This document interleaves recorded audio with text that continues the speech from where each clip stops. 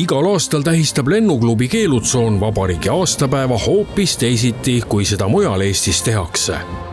Ning võimalusel, kui ilm vähegi lubab, minnakse ikka taevalaotusse. Vabariigi aastapäev meil oli täna hea ilm, et me saime lennata esiteks kuumahupalliga, mis on ilmastikule kõige tundlikum lennuvahend. Ja me saime lisaks sellele teha, et meil oli täielik kaitseliitlik seltskond, oli korvis need, ja me saime ka teha ilusaid langvõrüüpeid veel. Ja pluss veel pärast meil nüüd siin praegu veel lend jätkub, et inimesed teevad veel tiiparlulendusid, nii et tänasel päeval lendamine päiksetõusust päikseloenguni. Niimoodi kesklinnast meeletult suure kuumahupalliga õhku tõusmine ei olegi mitte üks raas kergemate killast.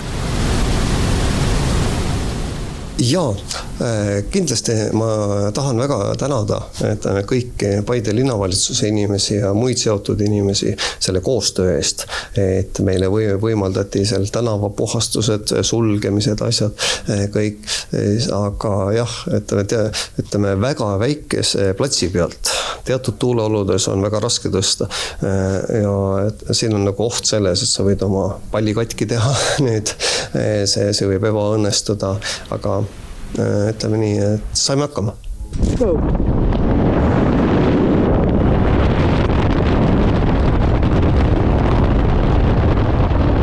Tõepoolest, paidelastele oleme uhked, et meie linnas on selline võimas ja uhke õhupall, mis esimest korda tõusis ju Eesti riik 100 Paide keskväljakult õhku ja seda korda taas. Ja miks pärast Paide keskväljakul, sest Paide keskväljak on üks neid kohti, kus tõsi küll 25. veebruaril 1918 kuulutati välja Eesti Vabariik, siis Pärnu, Tallinna, Viljandi ja Rakvere kõrval on Paide see linn, kus siis jõuti riik välja kuulutada ning trükiti ka Eesti riigi sünnitunnistus.